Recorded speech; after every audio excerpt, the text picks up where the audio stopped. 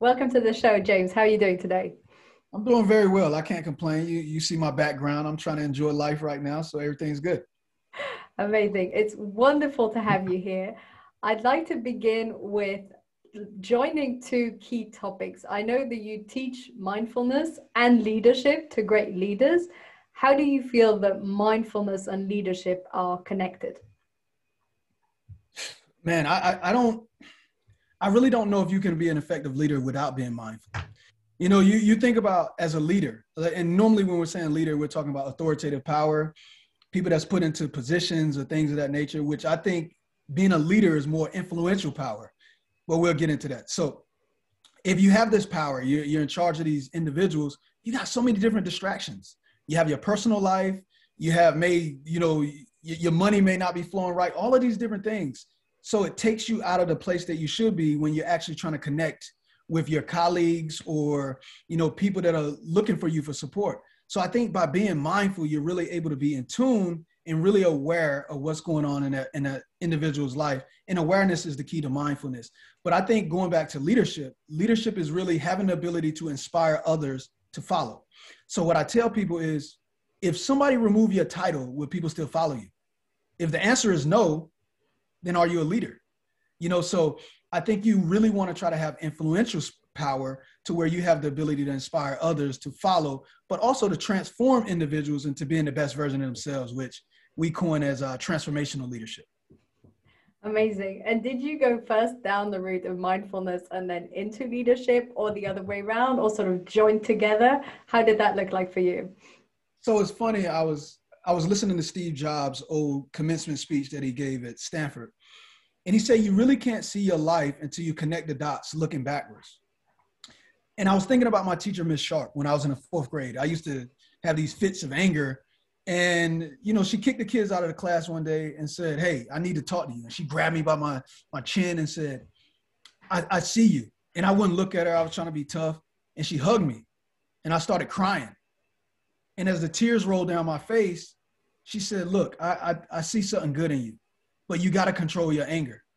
So she took out this ball of yarn and these two little metal sticks. And she said, I'm going to teach you how to knit.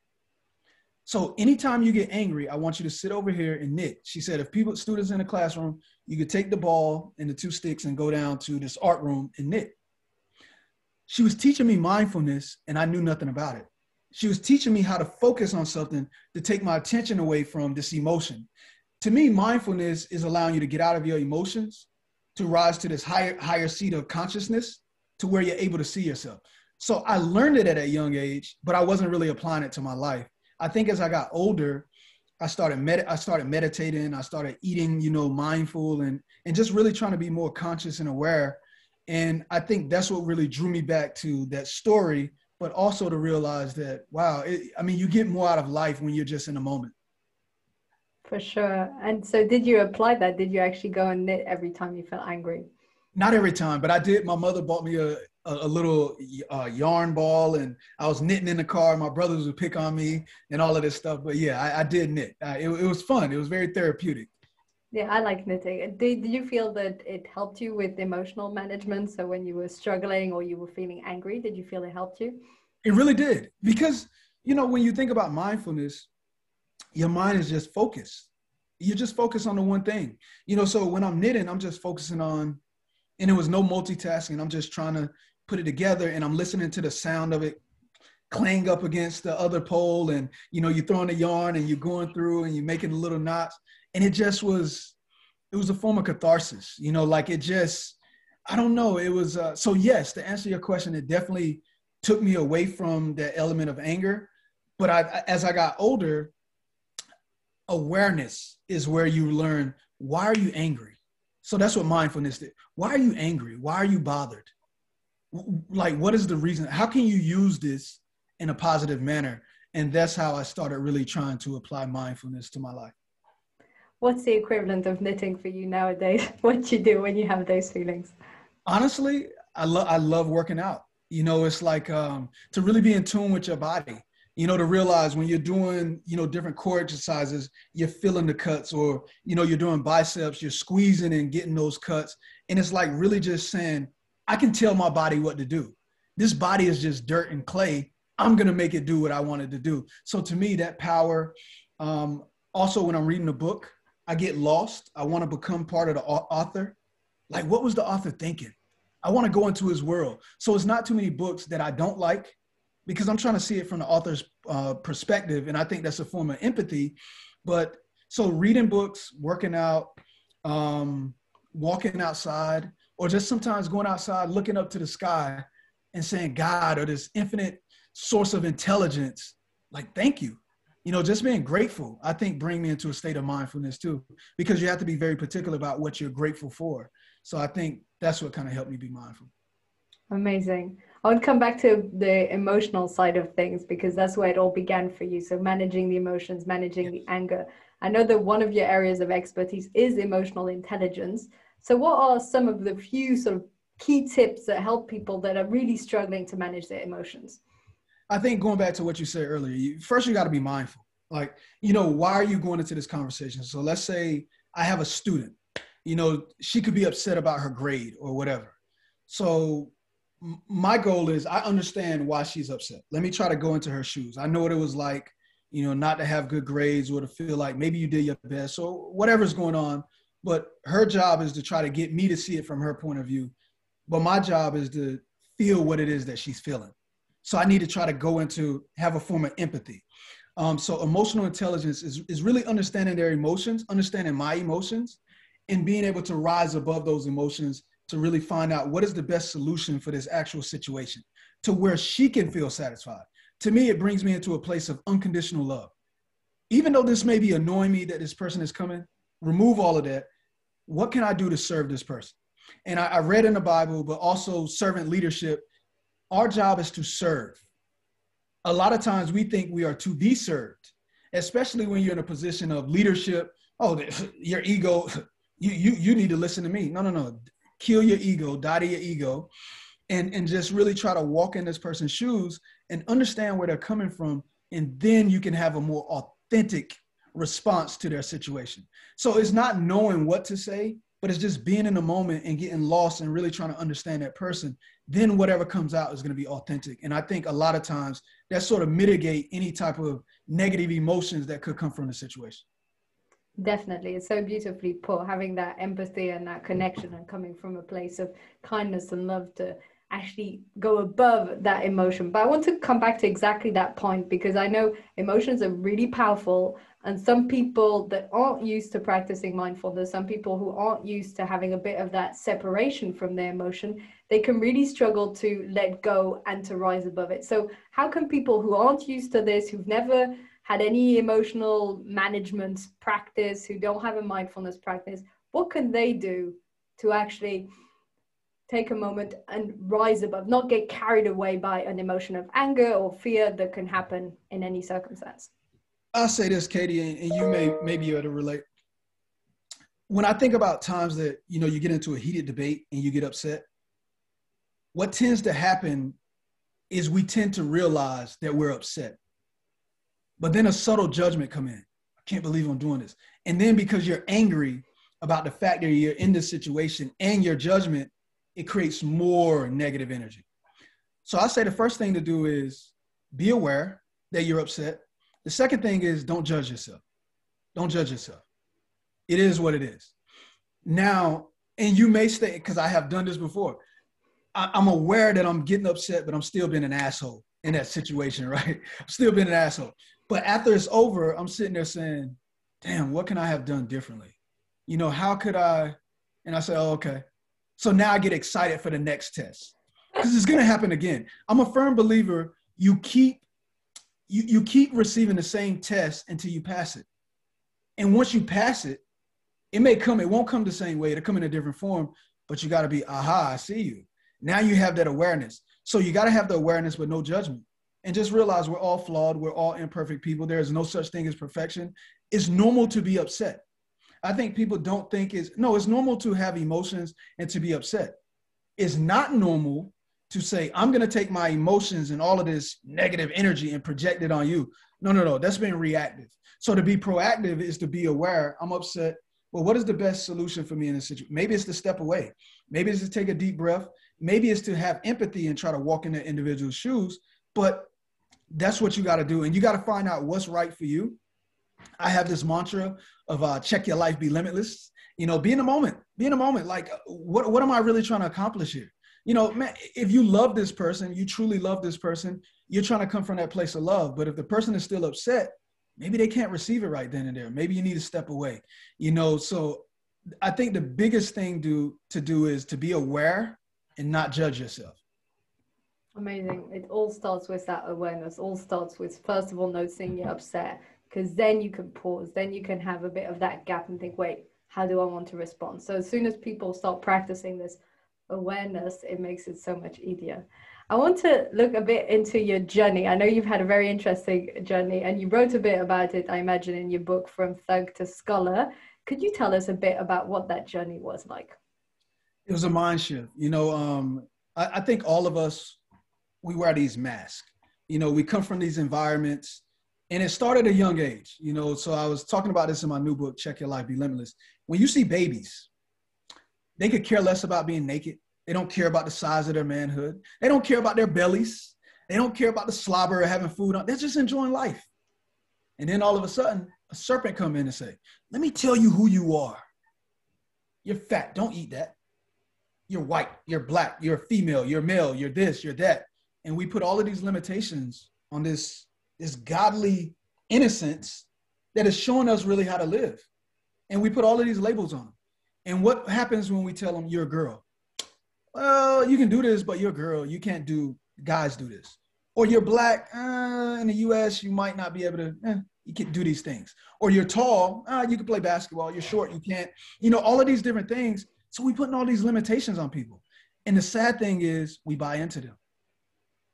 And now we're not able to truly be the gods that we was meant to be. The kings and queens, the rulers of this world, we're not able to be that because we have limitations. And then the 1 to 5% that tap into that, we look at them as exceptional. They're not exceptional. They just found out the esoteric knowledge that we are not privy to because we buy into this finite way of thinking. You know, so for me, you have this way of thinking at this young age. For me, I came into this environment. I didn't really understand, you know, what was going on, why my father, my biological father, didn't want to be in my life or our lives. And my mother just said, hey, well, he signed over his rights, but Jimmy, which is the guy I look at as my father, he want to adopt you. So my name went from James Cromell to James Williams. So, and I'm just trying to figure this out, like, why is this happening? And then I'm in this environment where my mother's like, you know, if somebody hits you, turn the other cheek. That's what Jesus would do. But I realized when I do that, these guys keep trying to pick on me every day. But as soon as I fight back, now everybody loves me in this environment. So what do I want to do? Do I want to be the person getting bullied, or do I want to be the person that's tough? Well, I want to survive. I think the first mechanism of most people is to just survive. How can you survive in this environment? So that was my way of surviving. My other way of surviving was to be cool, to be popular, the guy with the girls, the guy, you know, that have nice clothes or money and these things. So you pick up these little bad mannerisms based on society standards. But now when I look back, they made me who I am. So I started selling drugs at a young age, you know, started having sex, had 2 kids, all of these things that when you look at me statistically, I shouldn't be in the position that I'm in. But then a switch came on. You know, are you really this guy that you created yourself to be, this thug? Or are you something more? And I said, no, I'm not a thug. I'm more than black. I'm more than any labels they gave me. I need to figure out who I am. So then the transformation came on when I joined the military. I don't have to be J-Rock. I don't have to be a football player. I need to just come in and figure out who I am. So, but it's funny how life worked. I never wanted to be married, but when I met my wife, it gave me something to love. Because at the time, I really had no love for anything. I was just going through the motions of life. I just knew I didn't want to go to prison. I didn't want to keep doing what I'm doing. And then I met this woman that I love. And then it was like, all right, boom. All right, you love her, but you're putting all of your energy and effort into her, and you're miserable. You're still insecure. So I had to realize, how do I love myself? And the more I started loving myself, I'm like, wow, life could really be this beautiful thing. So I started saying, all right, how can I make myself better? And I had people that was like, you need to go back to college. So once I started going back to college and started having some worldly successes, it builds your confidence up. But what happened is you hit a plateau to where, okay, I'm successful by the world standards, but I'm still missing something. I'm not happy. So then you start looking inward for where's the real joy at? The joy and the peace is on the inside, because you can get the money, you can get the woman, you can get the cars, you can get all these things, but you're like, damn, I'm still not quite happy. So once I found that inner peace, the God, the way that I saw it, I realized that I could do whatever I want. Because if my God is all knowing and all powerful, how do I not have the information to do what I need to do on this earth? So that's when it was a mental shift. I tell people it's all mind, body, and spirit. So mentally, my mind shifted from thug to scholar. But then in the latest book, Check Your Life, Be Limitless, it ascended beyond that. This is not about labels in this world. I'm more than that. I'm just a limitless being. So now it's not about being a scholar. It's not about being an actor. No, I'm just limitless. I can do what I want to do. And I truly believe that. And I think once you believe that, you can get everything you want. You get the body, you can get the mind, you can get the spiritual aspect. So that's what the mental transformation has been in my life. Amazing. That is so beautifully put. And I can totally see all the different levels.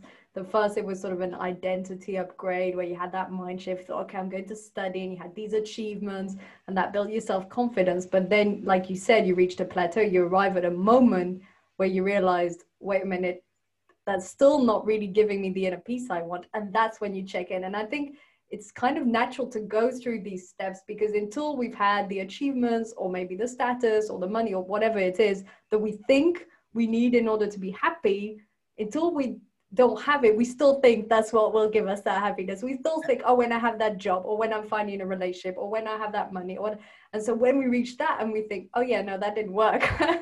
Now where do I look? Then we start looking within. So that was just such a beautiful sort of journey with all these milestones. I think it's so inspirational for people listening. I hope they also realize exactly what you said, that it's not external. And Katie, the beautiful thing is Steve Jobs, I got to give it to him. He really said it best. Most people, they look backwards with a sense of judgment to hold on to the luggage. It's like trying to go to the airport and you just holding on to all of this luggage. You're never going to get to the gate. But if you let it go and you look back to say, okay, where did I come from? And now you start connecting the dots. It's a free way of looking at it. It's no judgment when I look back. It's just, oh, wow, this is how my life has got to where it is now. It also gives you the confidence to where it's a trust. You know, we call it self-efficacy, right? This self-awareness to where if I was able to come from way back here to where I am now, the future is beautiful. Let it go. Let go and let God. You know, but most people are still trying to control. You have no control. And I realized the more you try to hold on and have control, the more out of control you are. I have no control. I live life as if I'm going to live forever, but I could die tomorrow. That is a fact, but I don't care.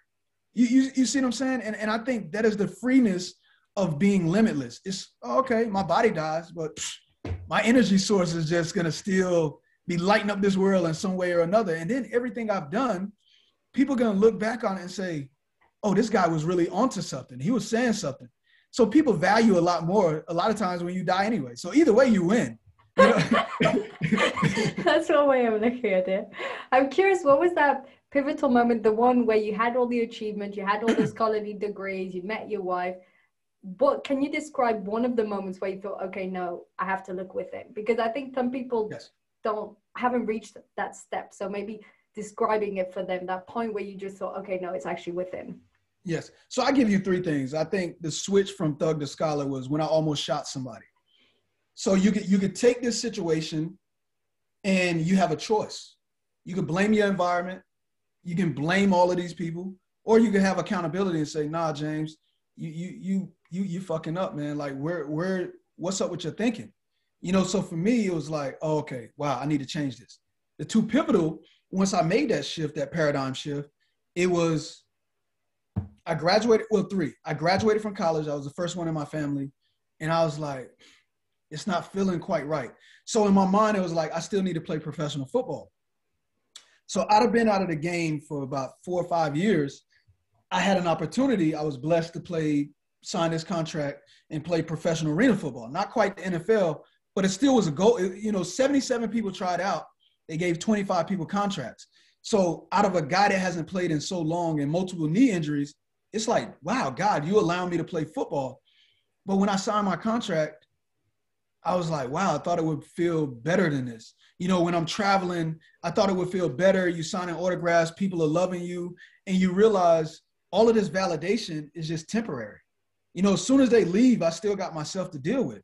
All of these people are saying these great things about me, but it's like, I don't still see that though. Like, I need more people to say it. And I just don't feel it. So that was the second. And then the third was when I got my PhD. I'm like, I'm in the 1%. And then it's not no black men that have it. I got a PhD. I'm about to be a professor. And it's like, still don't feel it though. And that's when I said, okay, I'm making money. I'm doing these things. I need something more, because it started getting boring, you know, to where it's like, God, I'm ready to go. Like, I mean, it's not fun anymore. I've done everything that, from my little perspective of coming from a kid from poverty and all of this stuff, I got all of these things and I'm still miserable. God, what you want me to do? And I realized God was like, it's not about none of those things. It's about your heart. You know, why are you trying to do this? So then it became, I need to share this joy and this love with everybody else. You know, people need to understand how limitless they can be and just enjoy every aspect of their life. So I can just be having a random conversation with a person on a plane. That feels just as good as getting a paycheck for being a professor. So once you start enjoying every aspect of your life, then you have God in it. And it's the scripture that I think about. Blessed are the pure in heart, for they shall see God. When you have a pure heart, you see God in everything you do. You see God in the little animals that's, you know, walking with their owners or whatever. You see God in everything. And that's when you're like, oh, okay, I get it. It ain't about none of this stuff. It's about just enjoying this little moment in time that we have, because it's all temporary. So that's what it was for me. So nice. You've left me wordless. I was just totally absorbed by the image of, I mean, I call it the universe rather than God, but that's just terminology. Yes, but it's the magic, absolutely. the nature, there's so many different words, but I totally see what you're saying. And the fact that you finished with, it's all temporary. I think this is Yes. something people forget. You know, when you're obsession about a goal, or when you really fixated on having something in your life, this desire or this sadness and grief, like, we're only here temporarily, so you might as well make the most of it. And Katie, I will say this because I want your listeners to get this too. God is coming from my perspective in the Western culture.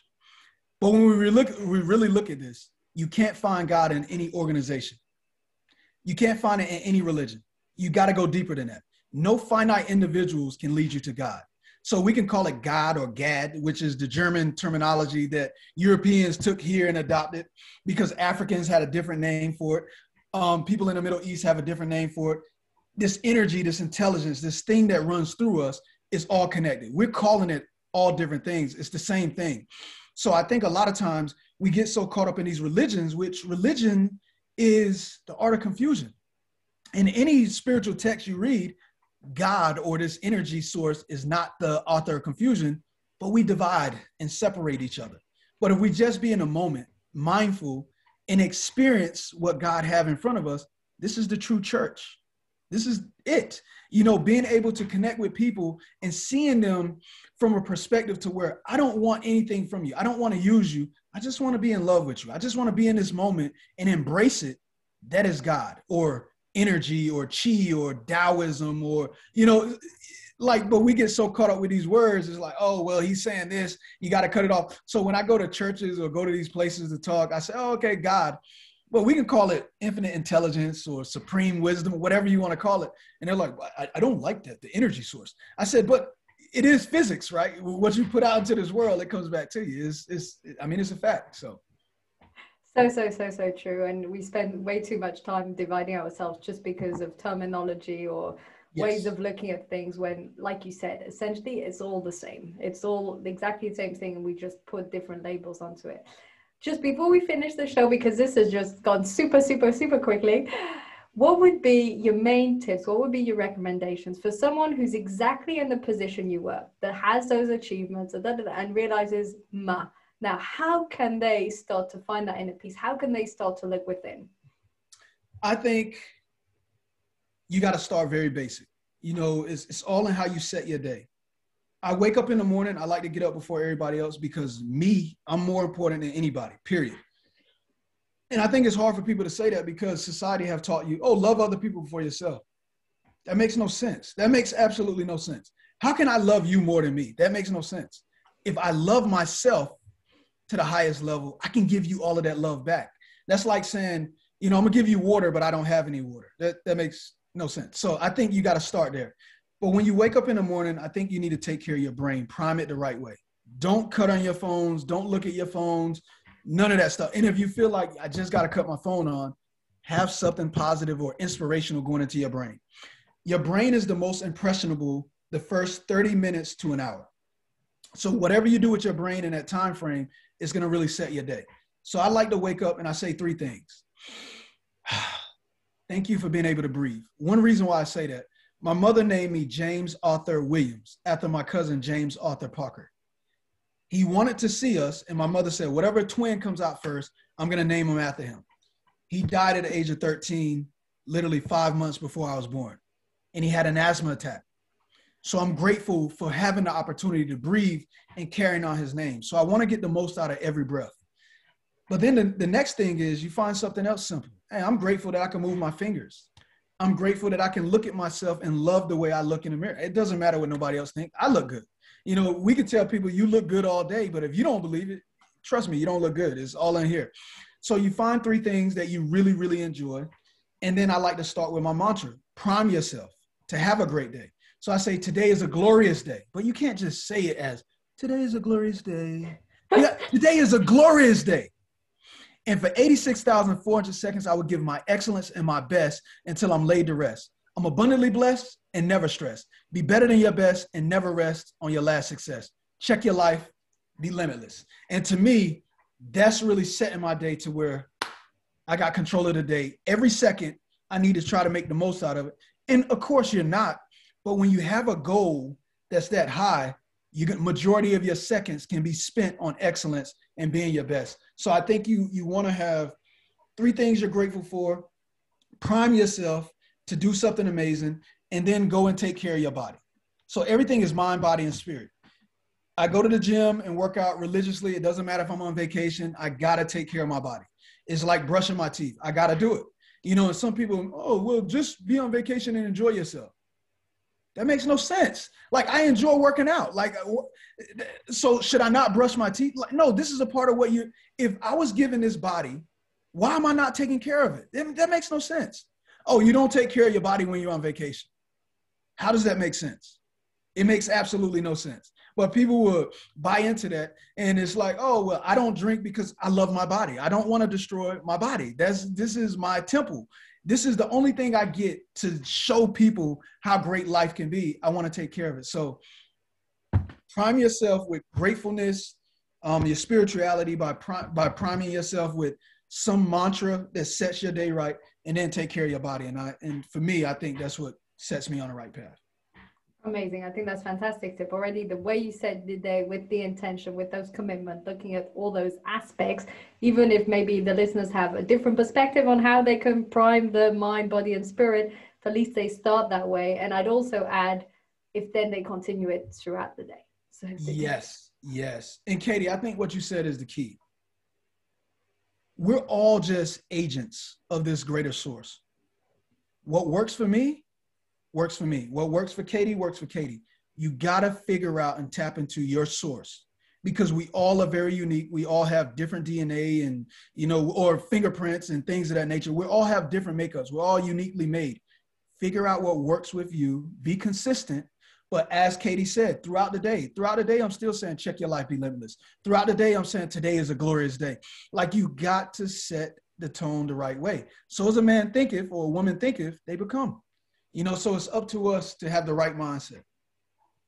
Wonderful, James. I could talk to you all day. Thank you so much for the interview. This is absolutely fantastic. I'm going to take that. Today's a glorious day. I love it. Thank you for a glorious conversation. Thank you so much. Thank you. Bye.